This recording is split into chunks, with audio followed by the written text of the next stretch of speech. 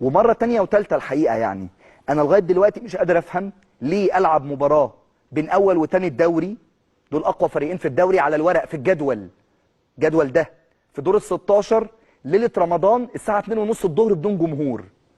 انا دي برضو مش مفهومه. ما اعلمه ان الزمالك هيقدم احتجاج رسمي على الموعد دوت، وبيطالب اتحاد الكره بوجود تكافؤ للفرص في اختيار الميعاد دوت الحقيقه.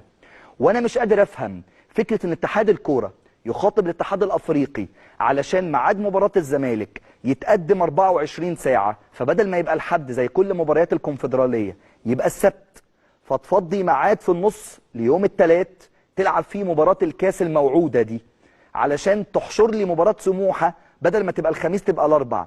ليه كل ده يحصل مع الزمالك اصلا؟ يعني انت هتستفيد ايه لو الزمالك خرج من افريقيا؟ ايه وجه الاستفاده بالنسبه لك؟ انا مش قادر افهمها.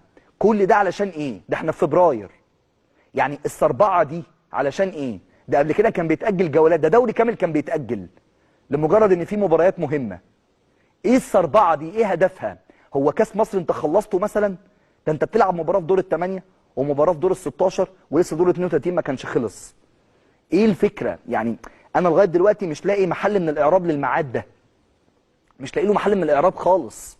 فكره ان الزمالك يلعب في توقيت زي ده، انت متخيل يا مؤمن ليله رمضان الساعه 2:30 الظهر بدون جمهور؟ ليه يا عم؟ هو ماتش في السر واحنا بنعمل حاجه غلط؟ ايه يا بيه الميعاد ده؟ ايه المفهوم؟ يعني ايه فكرتك؟ جات لك منين؟ فالحقيقه اتحاد الكره ورابطه الانديه تعاون رائع، بس مش مع الزمالك، نشكرهم على حسن تعاون